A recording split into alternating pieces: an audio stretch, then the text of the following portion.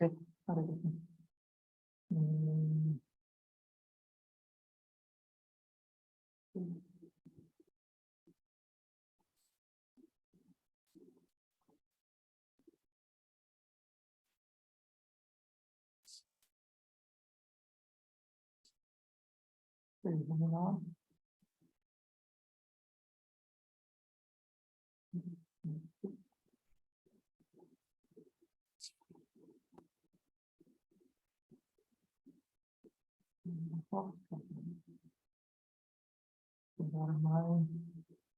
I should be in stanza 5. So let me just confirm.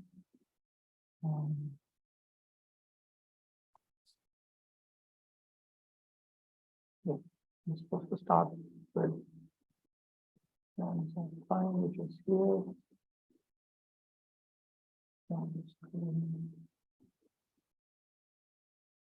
Okay.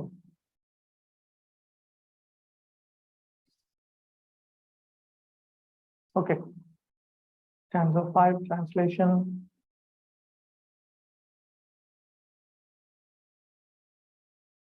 The practice of jnana has been described as a spiritual practice for conditioned souls to attain a higher destination. Okay, now what is the practice of jnana? Let me give some references from where. Let me take it up from.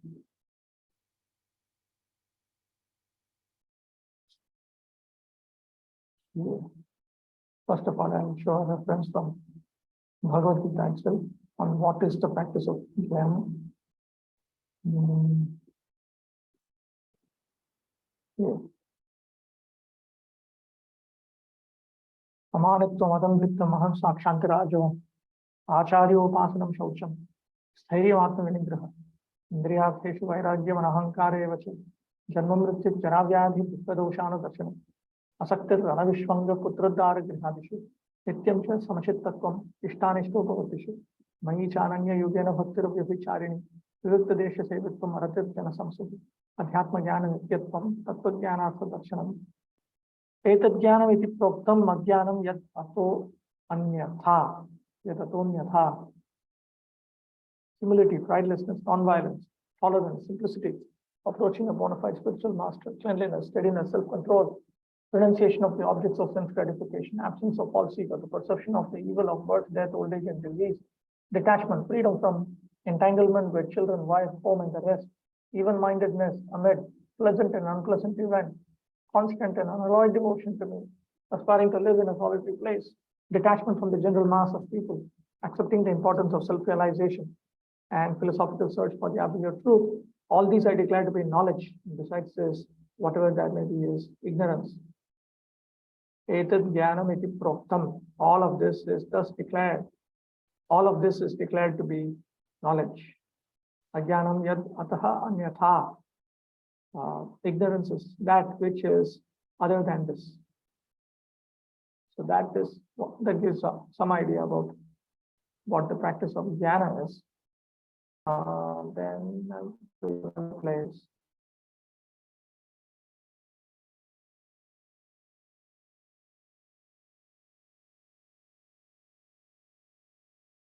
Tapasa brahmacharyena shamena cha damena cha yagena satya shauchadhyam yamena va dehavag buddhi shandira dharmagya shadhyam vitah chipantyakam mahadati venu gulbam ivanalaha.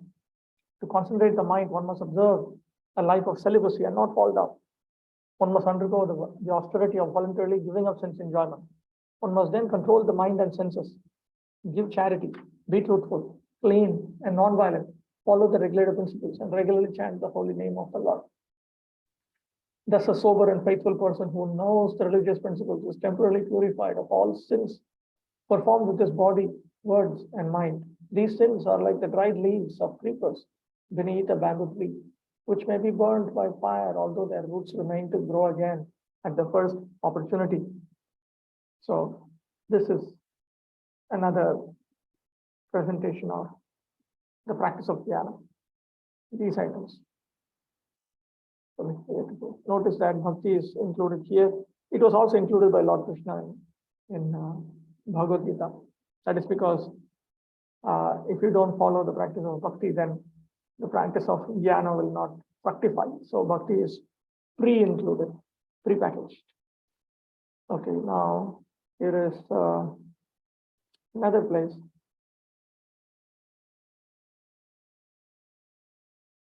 There are 30 common duties for human beings, out of which the first 21 belong to the practice of jnana.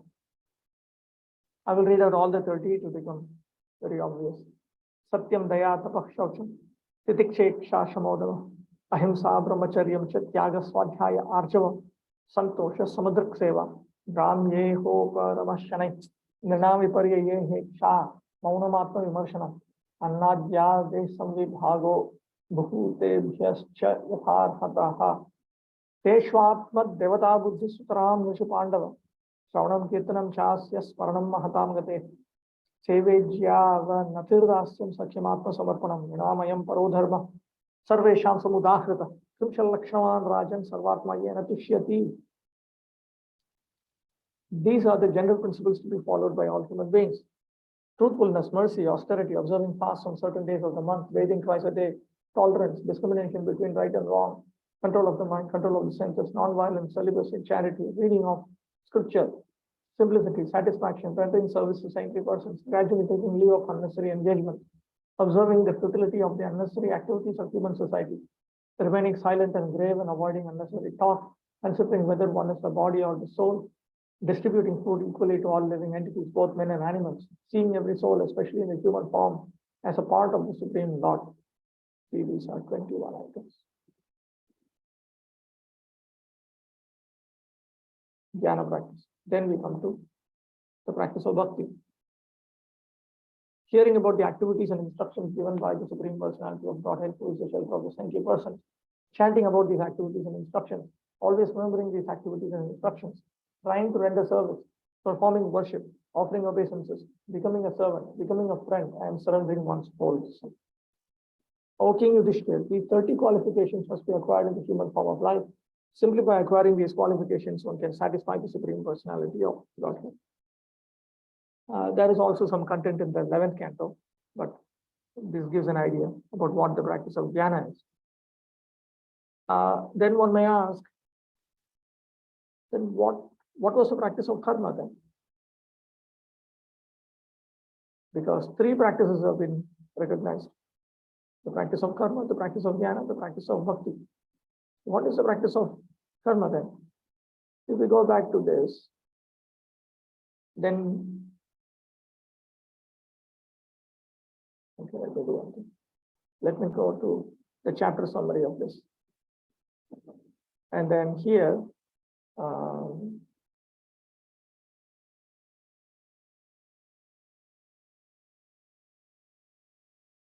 there's a description of Varnashrama Dharma.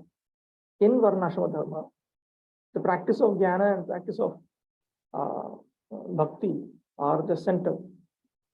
They are common. Everybody, every man, every woman who is a participant of a community that adheres to Varnashrama Dharma must accept this. Additionally, there are rules for 4 Varnas. There are rules for what to be done out of crisis and in crisis. There are standards for each Varna. There are duties for women. And then,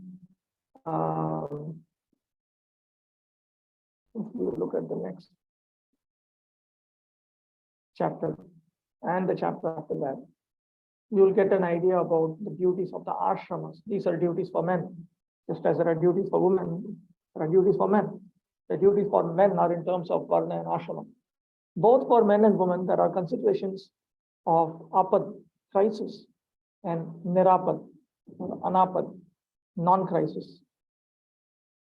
So it is a protective system. And all of this is referred to as karma. So karma requires jnana, which requires bhakti. But they are individually segregated to help us understand the individual effects of each. So coming back to this, the practice of jnana has been described as a spiritual practice for conditioned souls to attain a higher destination. The result of jnana is self-purification. Footnote. For instance, in Bhagavad Gita, Yathaidamsi samidhognir bhasmasat kurte arjuna, jnanagnis sarvakarmani bhasmasat kurte tatha. As a blazing fire turns firewood to ashes for Arjuna, so does the fire of knowledge burn to ashes all reactions to material activities. Impurities are due to reactions to previous material activities. When these reactions are burnt up, the heart of the practitioner is understood to be pure. Pure, in the very basic sense, free from the 6 urges described in the first verse of Upadeshamrita, or free from lust, anger, greed, which are described as the gateways to hell in Bhagavad Gita, chapter 16. Forgetting that the self is an entity beyond matter, the living entity, having taken shelter of matter, is wandering on the path of karma. The personified Vedas address the Supreme Personality of Godhead in Śrīmad Bhagavatam thus: Sayad Dajayat Vajam Anushayit Gunam Tridushan Bhajati Sarupatam Tatadum Mrityum Apeta Bhaga Tvam Mutajaha Sitam Ahirivat Vacham Atta Bhago Mahasi Mahiyaseshta Gunite Parimeya Bhagaha.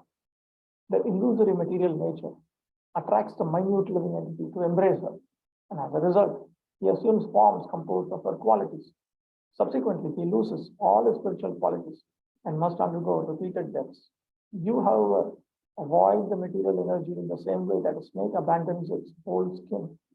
Glorious in your possession of 8 mystic perfections, you enjoy unlimited opulences, wandering on the path of karma, either adharma or material dharma, one of the two. Through the culture of jnana, one can understand, I am not matter, I am a spiritual entity. This kind of jnana is naturally called naishkarmya, inactivity, because the eternal nature of the spiritual entity, which is spiritual relish, does not begin on the platform of this practice of jnana. A person on this platform is Atma-rama. But when spiritual activity in the form of spiritual relish begins, there is no more inactivity. Therefore, Narada has stated, transcendental knowledge, free from designations, in spite of being free from the reactions of fruitive work, does not look well when devoid of a conception of the absolute, of the infallible Lord. That's from 1.5.12. As long as the practice of spotless jnana in the form of inactivity is devoid of ecstatic devotion service to Lord Achyuta, it is not beautiful. That is the purport of this verse. Stanza 6, translation. And then what happens? Meaning, so what is the implication? Well, it is stated in the Bhagavatam. Sages who take pleasure in the Atma, generally, spirit self, in spite of being freed from all bondage, render unalloyed devotional service unto the great adventurer, the personality of Godhead. Such are the wonderful qualities of the Lord. This is the Atma-rama verse. Prabhu's translation. There is an uncommon quality in the Supreme Consciousness, Lord Hari, that attracts all self-satisfied souls liberated from matter, who are liberated from matter, and engages them in their duty of devotion service unto Him. This explains the following statements of Srila Shukadeva Goswami in Śrīmad Bhagavatam.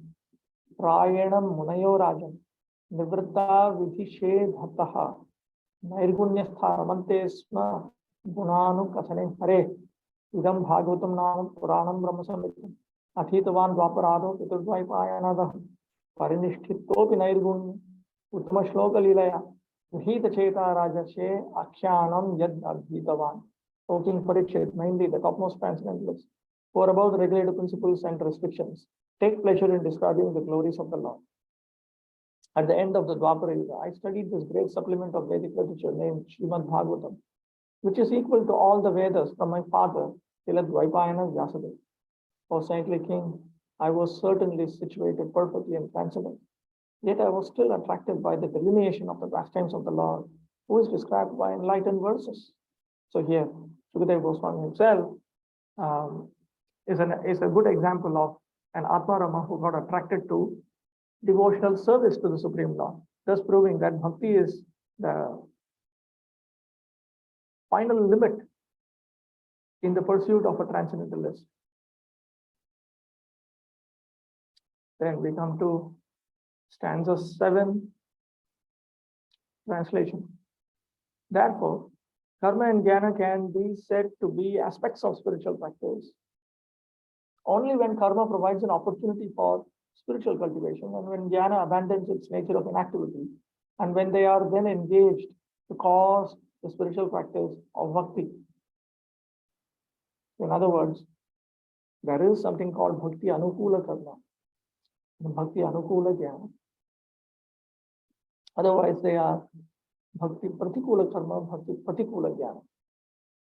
Adharma is always unfavorable. Adharma is unfavorable to karma, jnana, bhakti, all three. You cannot attain the result of karma when you engage in adharma. You cannot attain the result of jnana when you engage in adharma. You cannot attain the result of bhakti when you engage in adharma. Adharma is aimed at attaining material happiness in this very life. Karma is aimed at attaining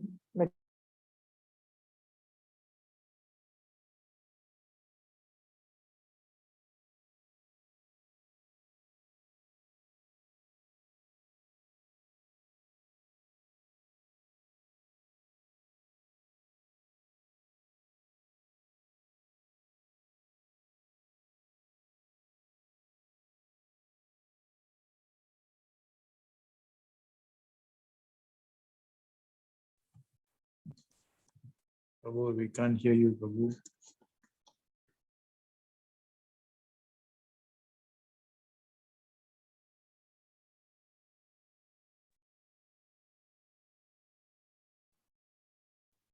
I don't know. Can anyone hear me now? Yes, can hear you, Prabhu. Okay, let me repeat. The goal of karma is what is known as trivarga. Trivarga means dharma plus artha plus kama. It is not dharma or artha or kama. It is dharma plus artha plus kama. Dharma indicates pious credits. Pious credits. Pious credits are like, a pious credit is a currency which can be used over lifetimes.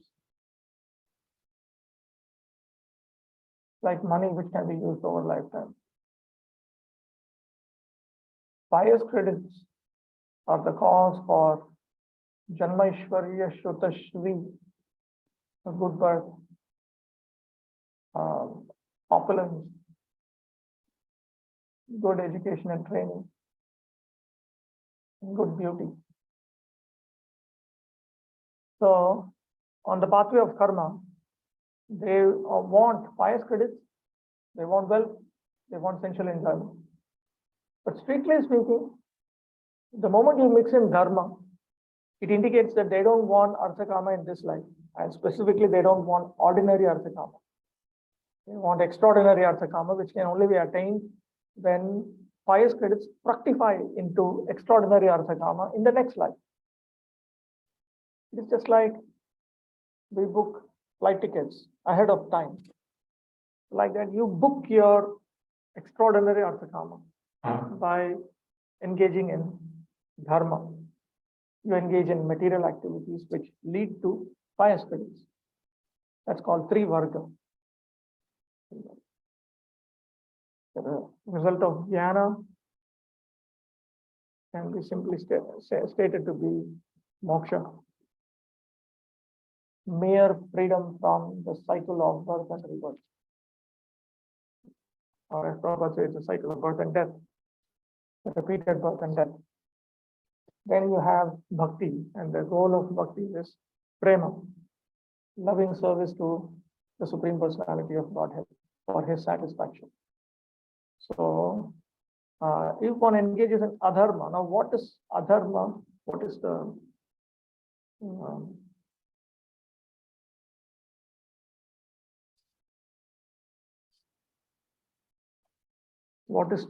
result of adharma?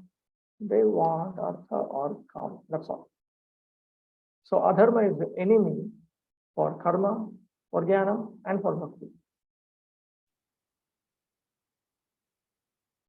So when it comes to karma itself,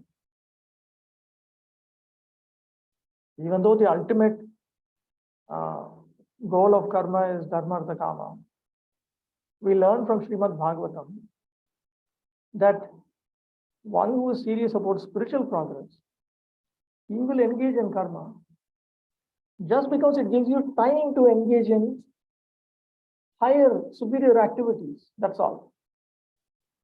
You will not engage in that activity of karma with the desire to attain dharma artha kama. You engage in the same activity just because it gives you a very good opportunity, it gives you a lot of time for spiritual cultivation. Similarly, jnana is useful only when it becomes a facility for making spiritual progress. Bhaktivinoda Thakur's Samnaya Sutras clarified this as follows. Yatra dharmaya karma, viragaya dharma, chit rasaya viragas, tatra gauna rupena karmaiva abhidheyam. Yatra chit rasaya jnanam, tatra gauna rupena jnanam abhidheyam. Only when karma leads to piety, and piety leads to renunciation, and renunciation leads to spiritual rasa, is karma advised as a secondary spiritual practice. Only when jnana leads to spiritual rasa is jnana advised as a secondary spiritual practice. The former sutra is a paraphrase of Bhagavatam. Nehayat karma dharmaya na viragaya kalpate na tirtha pada sevaye jivanate vatohisa. Anyone whose work, karma, is not meant to elevate him to religious life. Anyone whose religious ritualistic performances do not raise him to renunciation. And anyone situated in renunciation that does not lead him to devotion service to the Supreme Personality of Godhead must be considered dead, although he is breathing. The latter sutra is a paraphrase of the Bhagavatam words which the Thakur already quoted in stanza 5. That they are aspects of spiritual practice by themselves is not at all accepted. They by themselves are not accepted in any way as constituting aspects of spiritual practice. All elements of karma and jnana do not constitute spiritual practice. And even those items of karma and jnana that are favorable for attainment of bhakti have to be engaged with the intention specified above for them to be considered secondary aspects of spiritual practice. See part 3, chapter 3 of this book for a detailed description. We'll come to that. Therefore, bhakti alone has been stated to be the spiritual practice. Sometimes, karma and jnana, when under the shelter of bhakti or spiritual practices, but bhakti is naturally a spiritual practice, as stated in the 11th canto of Srimad Bhagavatam. My dear Uddhava, neither the yoga system, nor the system of Sankhya philosophy, nor pious activities within the Varnashrama system, Vedic study, austerity, or renunciation bring me under control like strongly developed devotional service unto me. Bhakti is naturally the spiritual practice because it is independent of jnana and karma. This is discussed in chapter 1 of Nāmāśraya-bhakti by Srila Vishwanath Chakravarti Thakur. Note the following words from the Narayaniya section of Moksha Dharma in Mahabharata, quoted by Srila Sridhar Swami in his comment to Srimad Bhagavatam. Ya vai sadhana sampatti purushartha chatustaye taya vina tadapnoti naro Nāmāśraya. Whatever among the 4 goals of human life can be achieved by various spiritual practices is achieved without such endeavor by the person who has taken shelter of Lord Narayana. The idea is that whatever you want to achieve can be attained if you simply engage in the practice of bhakti alone, exclusively. You engage in karma for material happiness in the next life. But if you exclusively engage in the practice of bhakti, one can attain that also.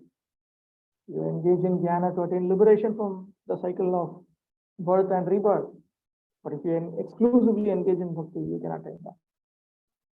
Exclusively means you stop everything else in life and you engage in one or more of the 9 items of Shravanam, Kirtanam, Vishnu, Paranam, Pada Sevanam, Archanam, Vandanam, Dasam, Satyam, Atma Nivedanam. Like Dhruva Maharaj. Dhruva Maharaj, he wanted artha, wanted wealth. Normally, what do we do when we need to make money? We try to team up with someone else to set up a business. We try to get a job. We try to do these kind of things. Different things that are done. We engage in different activities like this. But what did Dhruva Maharaj do? Dhruva Maharaj was instructed by his divine mother, Suniti Devi, that he should just take shelter of Lord Narayana. And therefore he went to the forest. And he exclusively engaged in bhakti. That is called exclusive engagement. Exclusive engagement means you stop everything else in life and you do that. You stop everything else in life and you do that. Like Mrigari. We know from Chaitanya Charitamrita, Atmarama, verse explanation by Lord Chaitanya Mahaprabhu. The history of Mrigari. Mrigari also stopped everything in life in order to engage in devotion service under the order of Narada Muni. That is called exclusive engagement in bhakti, Kevala Bhakti. So, if one engages in Kevala Bhakti, then he will attain the result of karma, jnana, everything. Srimad Bhagavatam, okay, this is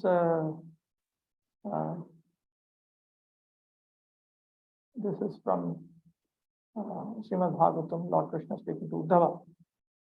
Srila Jiva Goswami Prabhu in his Kramasandarbha commentary to these verses remarked, Na sadhyati na vashikaroti, tyaga sannyasi, mat sadhanartham prayuktopi yogadis tatha mam na sadhyati, vashayan nonmukham karoti, yathorjita bhakti sadhanatmika. Except for the process of intense sadhana bhakti, none of the other processes can bring the Supreme Lord under one's loving control and make him favorably disposed towards the practitioner. The variety of intense bhakti under discussion is intense sadhana bhakti.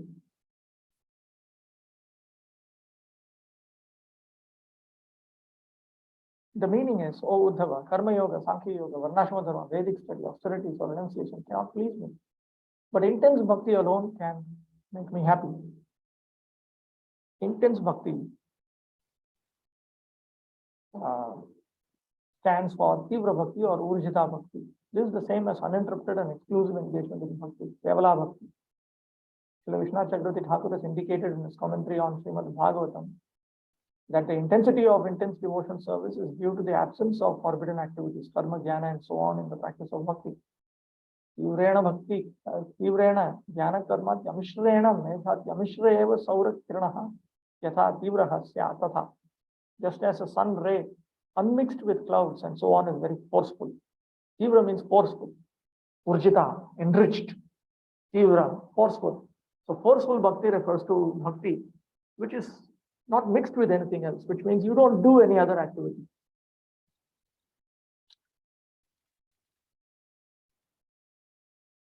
Stanza 8. Translation.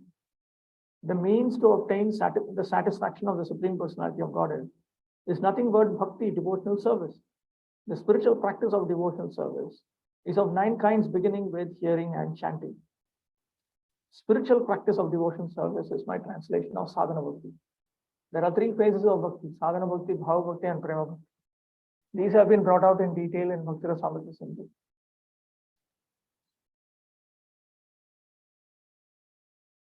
The 9 kinds of bhakti: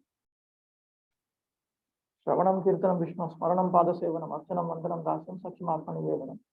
Iti Pumsarpita Vishnu Bhaktis Chen Navalakshana. Priyeta Bhagavad Yadha Tanmanye Dhitam Uttama. Hearing and chanting about the transcendental holy name, form, qualities, paraphernalia, and pastimes of Lord Vishnu. remembering them, serving the lotus feet of the Lord, offering the Lord respectful worship with 16 types of paraphernalia, offering prayers to the Lord, becoming his servant, considering the Lord one's best friend, and surrendering everything unto him. In other words, serving him with the body, mind, and words. These 9 processes are accepted as pure devotional service. One who has dedicated his life to the service of Krishna through these 9 methods will be understood to be the most learned person, for he has acquired complete knowledge. So this is Navavidhan. Among them, hearing, chanting, and remembering are the primary aspects of spiritual practice. So amongst Navavidha Bhakti, Shravanam, Kirtanam, Smaranam, they are primary. Acharya Srila Vishnath Chakravarti notes in his commentary, Sarveshu Vrityangeshu Shravan Kirta Smaranani Trini Mukhyani. Among all of the items of bhakti, hearing, chanting, and remembering are the 3 primary items. Hearing, chanting, and remembering are performed on these 4 subjects: the Supreme Personality of Godhead's names, forms, qualities, pastimes. 4. Nama Rupa Guna Lila. Srila Jiva Goswami Prabhupada notes in Anuksheda 248 of Bhakti Sandarbha that hearing is of 4 varieties. Hearing about the Lord's names, forms, qualities, and pastimes. Atha kramapraptam shravanam. Tacha namarupa gunalilamaya shabdanam shrotra sparshaha. He then discusses the details of such hearing till Anuksheda 261 and then remarks that Kirtana is also of the same variety. Kirtana also has the same variety, same varieties, beginning with the Lord's names. Athata Kirtana tatra purvan namadi kramo jeyaha. The Acharya then discusses the varieties of Kirtana in detail till Anuksheda 274. Then in the next Anuksheda, he states that Smaranam is also performed in connection with the Lord's names and so on. Smaranam namadi sambandhitvena bahuvidam bhavati. So it is based on that Bhaktivinoda Thakur has come to this conclusion. Among them, hearing, chanting, and remembering the holy name is foremost, and the seed for everything else. I have translated Namai here as hearing, chanting, and remembering the holy name, as that is its conventional meaning. Literally, it means the holy name alone. Srila Jiva Goswami Prabhu has remarked in his Kramasandarbha commentary on Srimad Bhagavatam, Tatra yadyapi ekat tarenapi yutkramenapi siddhir bhavatyeva tathapi prathamam namnaha shravanam antahkarana shuddhyartham apekshiyam. Even though one can certainly attain perfection through any one item of devotion service and by performing such items of devotion service out of the recommended sequence, nevertheless, first of all, one requires to hear the holy name in order to purify his mind.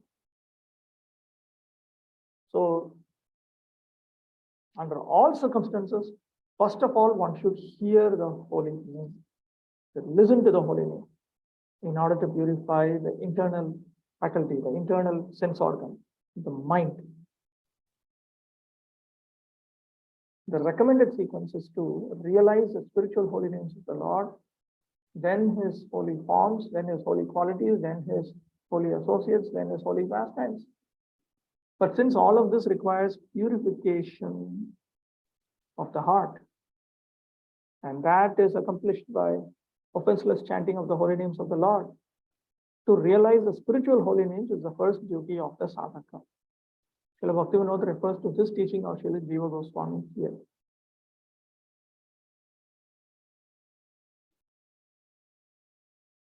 So it is a seed for everything else. Therefore, hearing, chanting, and remembering the holy name of Hari is the source of all forms of worship. Therefore, it is stated in the scripture, the holy name of Lord Hari, the holy name of Lord Hari, the holy name of Lord Hari is the only means for self-realization. In the age of Kali, there is no other way, there is no other way, there is no other way. This verse from Brihadaranyaka Purana appears in Chaitanya Charitamrita as Adi 17.21. In the age of Kali, there is no shelter for the living entity other than the holy name of Lord Hari. By the words in the age of Kali, it should be understood that in all ages there is no shelter for the living entity other than the holy name of Lord Hari. Specifically in the age of Kali, when spiritual practices such as dependence on other mantras are difficult to execute, Lord Hari's holy name alone is fit to be taken shelter of exclusively, because the holy name of Lord Hari is more powerful than all other processes. So when Kalaunastiyavana, when that is stated repeatedly, Hari-nāma, Hari-nāma, Hari-nāma, iva kevalam Kalaunastiyavana, in the age of Kali, Kalau, it implies that even in the age of Kali, the holy name can deliver you. And in fact, in the age of Kali, when nothing else works, this is the only way, there is no other way.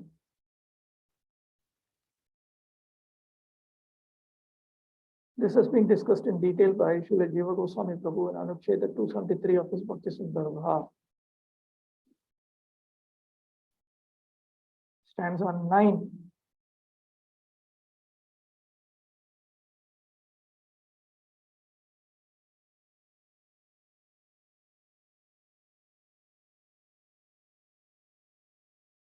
Translation. What sort of substance the holy name of Lord Hari? That is written in Padma Purana as follows. The holy name is a transcendently blissful giver of all spiritual benediction. It is not different from Krishna. It is a form of all transcendental mellows, complete, pure, without material contamination, eternally liberated due to there being no difference between the holy name and the person who has that name.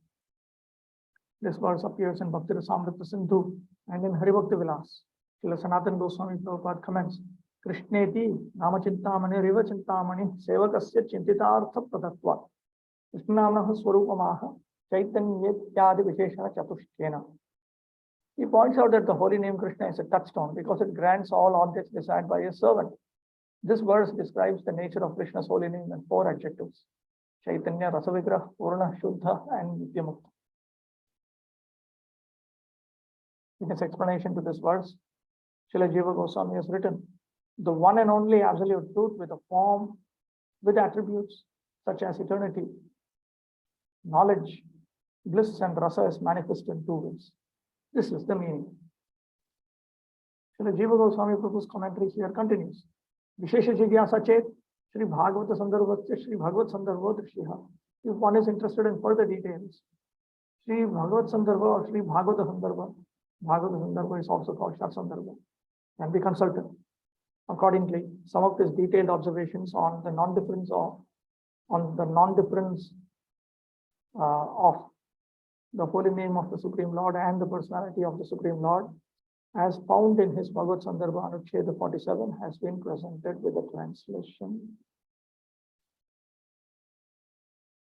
Sri Krishna, the absolute truth, is a non-dual form of eternity, bliss, and knowledge. He has 2 appearances. Sri Krishna's holy form as the named Nami, and Sri Krishna's holy name as the name. The fundamental principle behind this is as follows. Sri Krishna is the possessor of all potency. The possessor of the potencies being the enjoyer, all of his manifestations are merely manifestations of his potency. The potency reveals the enjoyer, who is her shelter to others. Krishna's form is manifested through the potency's influence of vision. Krishna's name is communicated through the potency's influence of appellation, calling out. This is noted by Śrīla Jiva Goswami in his Bhagavad Sandarbha, Anucheda 34. Darshana Karanam tu Uktam Narayana Adhyatme Nitya Vyaktopi Bhagavan Vikshyate Nijasaktitaha Tamrate Paramatmanam Kah Pashyetam Mrittam Prabhum iti. The cause of the Supreme Lord's appearance is mentioned in the Narayana Adhyatma, Narayana Adhyatma. Even though the Supreme Personality of Godhead is eternally unmanifest, he is seen by his own potency. See, he is seen by his own potency. Without the potency of the Lord, we can see the immortal Lord, the Super Soul. In other words, the Lord's potency has to influence us with the ability to see him. So that is the influence of vision. See chapter 8 of Acharya Vishwanath Chakravarti Thakur's Madhurya Kadambini, which details when and how the qualified pure devotee is revealed various aspects of the Lord's personality, entourage, and abode at the stage of Prema Bhakti.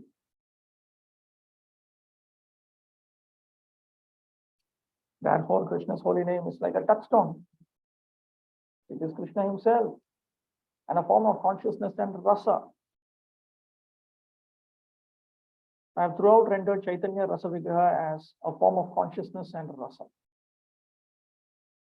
The holy name is always perfect in nature. That is, it does not depend on the construction of mantras and the like, such as Krishnaya and Narayanaya, formed through addition of nominal suffixes to it.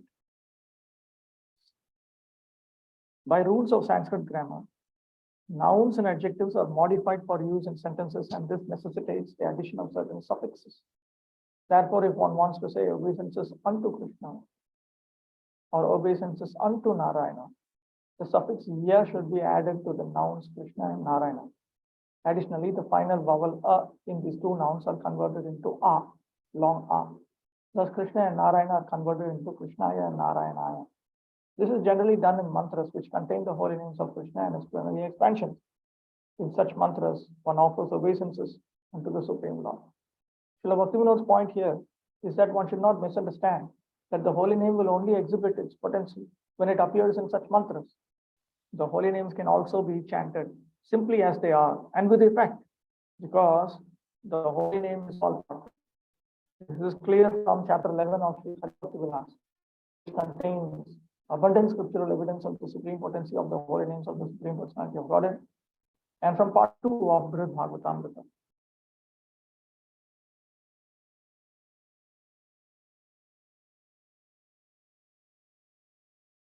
Merely upon uttering Krishna's holy name, Krishna Rasa immediately appears on the spiritual platform. As it will be clarified later, this refers to pure chanting of Krishna's holy name. The holy name is always pure, that is, it is not sheltered by matter, like material syllables and so on. The holy name of Lord Krishna is neither material sound, nor a combination of material and spiritual sounds. It is purely spiritual. As Thakur Narottam notes in his Prarthana, Golokera Premadhana, Hari-nāma Sankirtana, which means Hari-nāma Sankirtana is directly imported from the spiritual kingdom known as Goloka Vrindavan. The holy name is exclusively and nothing but a form of consciousness and rasa. In Bhakti Rasamrita Sindhu, Srila Rupa Goswami Prabhupada has clarified the meaning of rasa in the process of Krishna Bhakti. Yatitya bhavana vartma, yas chamatkara bharabhu, Riti Satva Vale Bhartam Svadate Sar Rasomata. The meaning, according to the context and Srila Jiva Goswami's commentary, is that which is beyond material imagination, heavy with wonder, and relished in the heart, shining with transcendental goodness beyond the three modes of material nature, is known as rasa.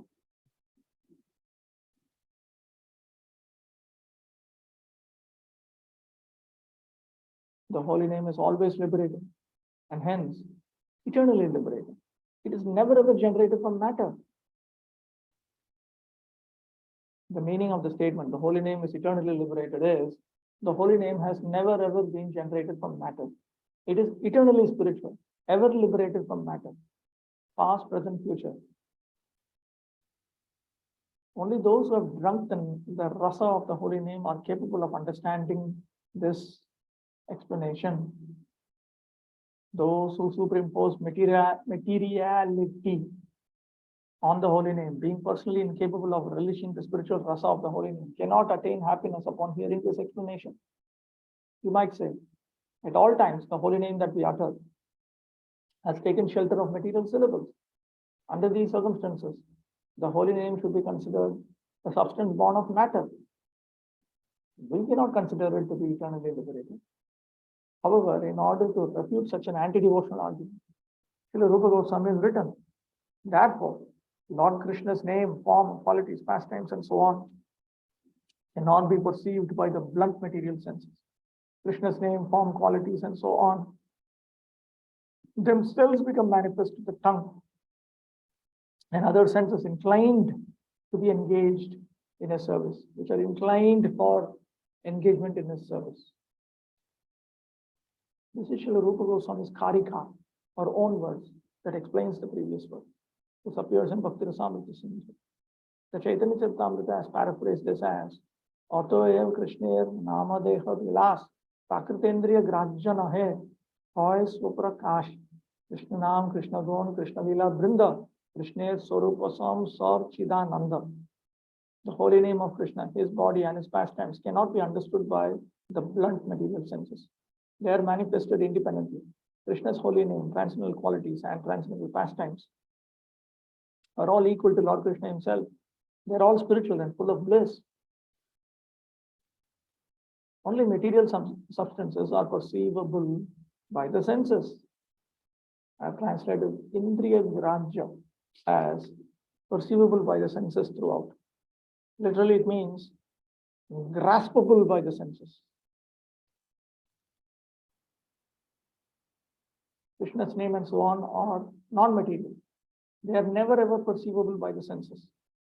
Hence, that name that is manifested on the tongue is nothing but the non-material source of bliss of the spirit soul, and is merely a manifestation on the senses suitable to experience the varieties of such bliss. When the devotee utters Krishna's holy name with the non-material tongue of the spirit soul, that uttered supreme truth, having appeared on the material tongue, dances on it. That the holy name of Krishna dances on the tongue of this pure devotee is not a new way of referring to such a devotee's joyful chanting of the holy name. Such an expression is found in Chaitanya Charitamrita, which records Vallabhacharya's observation about Srila Rupa Goswami and his younger brother Vallabha. Duhar mukhe Krishnanam koriche nartan. The holy name of Lord Krishna is dancing in the mouths of these two.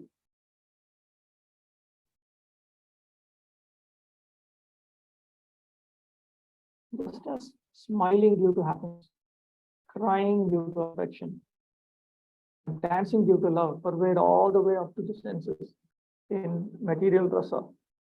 The rasa of Krishna's holy name pervades all the way up to the tongue in non-material rasa. Krishna's holy name does not appear on the material tongue.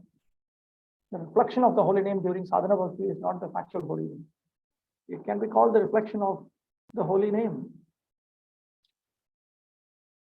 Srila Bhaktivinoda Thakur's presentation on Lord Chaitanya's teachings were based on several writings of his predecessor acharyas, as enlisted by him in his introduction to the first edition of Chaitanya Shikshamrita. One of these, Srila Vishwanath Chakravarti Thakur's commentary on Srimad Bhagavatam. In the concluding portion of his commentary to Srimad Bhagavatam 10.87.2, Acharya Vishwanath has explained the distinction between the sadhaka bhaktas and siddha bhaktas' experience of the spiritual features of the Supreme Personality of God. This has been paraphrased by Srila Prabhupada's disciples in their commentary to Bhagavatam 10.87.2. In comparison to the Siddha Bhakta's direct spiritual experience of the spiritual name of Lord Krishna, the sadhaka's experience of the same holy name is justifiably referred to as an experience of the reflection of that holy name.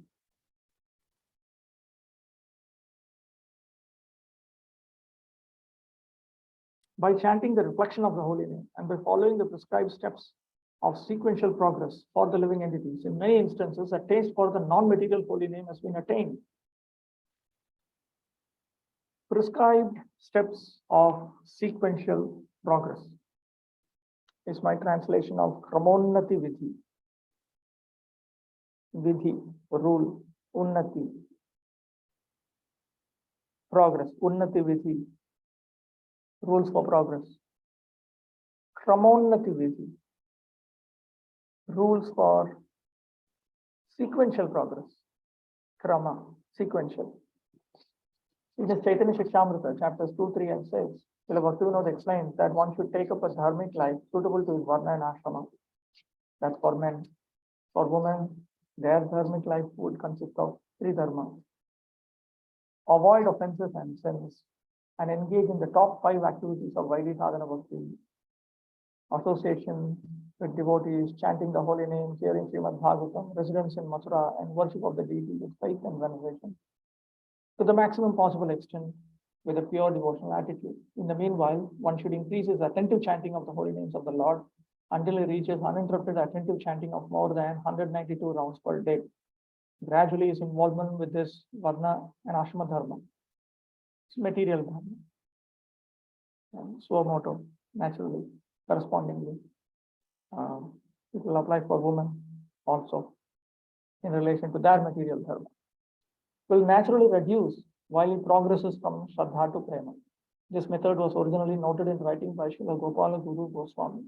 Srila Bhaktivinoda also notices in his Prinam Chintamani that this method was originally taught by Srila Haridas Thakur and was followed by Vaishnavas both in Brajavan and Sri Purushottam Kshetra.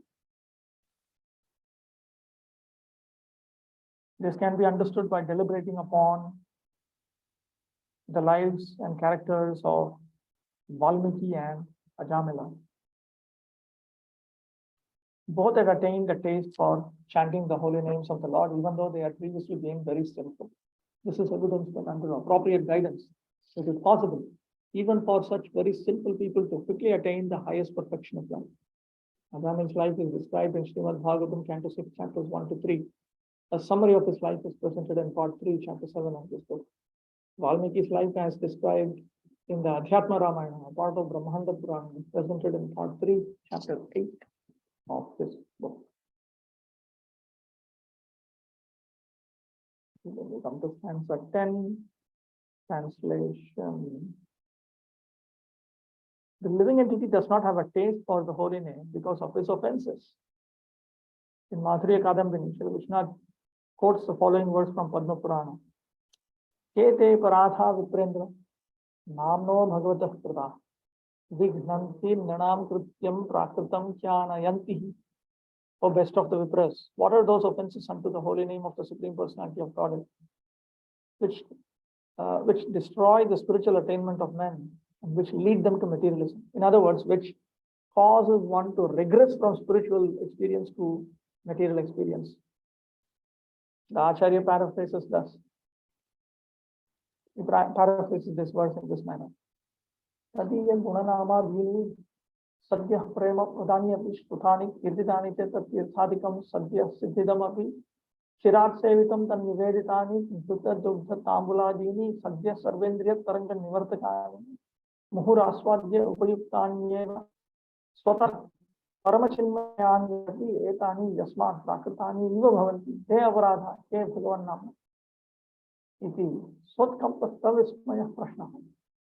Though his qualities, his holy names, and so on immediately grant love of Godhead upon being heard chanted, though his tirthas and so on award perfection immediately upon being served for a period of time, and though ghee, milk, tambula, and so on, when offered unto him, immediately stop the waves of agitation of all of the senses when they are repeatedly relished, themselves being supremely spiritual, they appear to be material because of offenses unto the holy name of the Supreme Personality of Godhead. What are they? What are these offenses? This question is being asked with tremor and astonishment. In other words, when we engage in sinful activities, seva para or nama para, we regress. It is not that over time we only progress. We can progress, we can also regress. It reminds us of Srila Rupa Goswami's statement. Through 6 activities we upgrade, through 6 activities we downgrade. In the heart of one who utters the holy name of Krishna after having become free from offenses, the non-material holy name of Lord Hari, a form of consciousness and rasa, appears. So after one becomes free from offenses, when one utters the holy name, then the spiritual holy name of Lord Hari appears in the heart of that chanter. When the non-material holy name arises, the heart blossoms and tears in the eyes and sattvic transformations in the body are evident.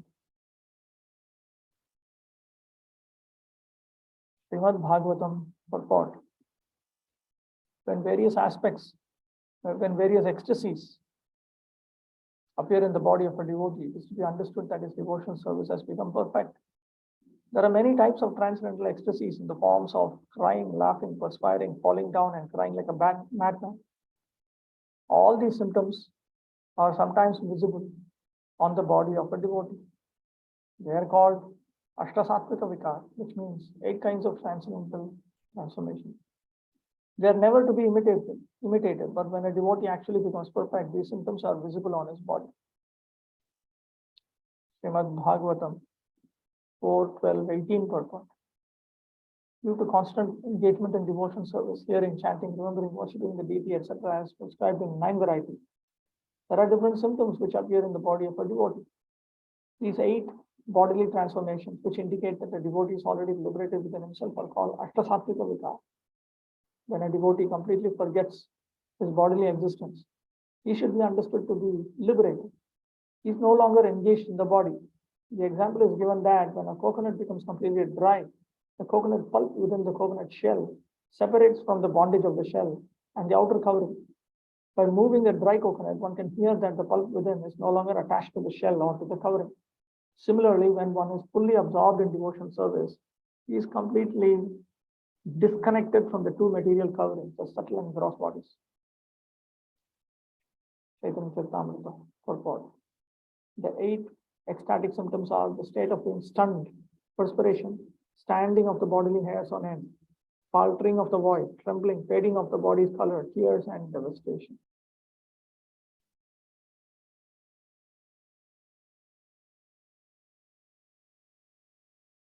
Therefore, it is stated as follows in the Bhagavatam. Certainly, that heart is still prema, which in spite of chanting the holy name of the Lord by concentration of the mind, does not change when there is ecstatic reaction, tears in the eyes, and eruptions of ecstasy at the pores of the body.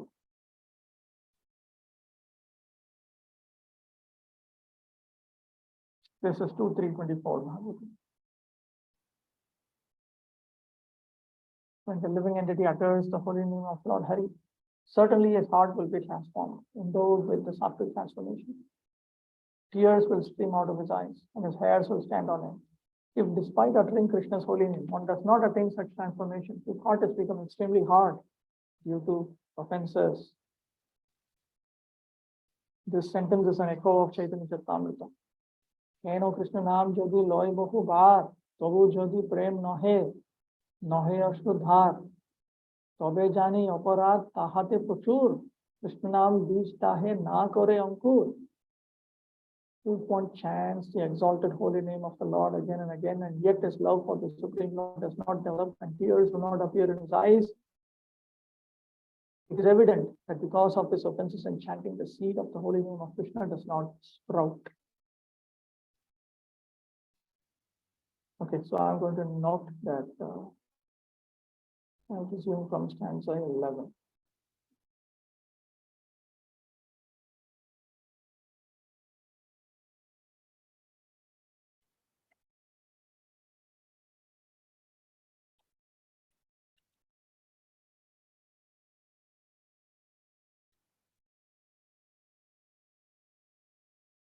Okay, any questions?